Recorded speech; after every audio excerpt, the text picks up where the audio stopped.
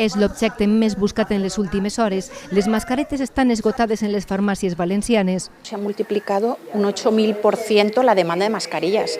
Claro, nuestro tejido productivo, pero ni en España ni a nivel mundial está preparado.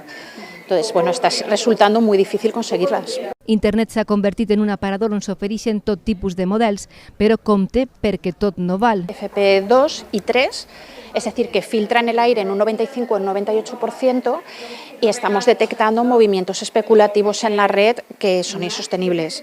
Preus desorbitats. A Itàlia s'ha arribat a pagar quasi 100 euros per un gel desinfectant que en costa poc més de 5. La pregunta és, hem de comprar tots mascaretes? Mascareta de forma generalitzada pensem que no està indicada.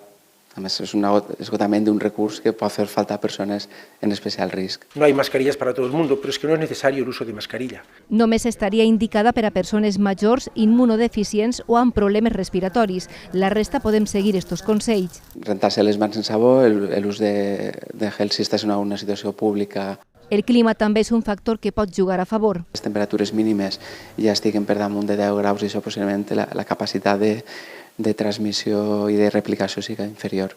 Un virus d'hivern que podria amainar de cara a la primavera.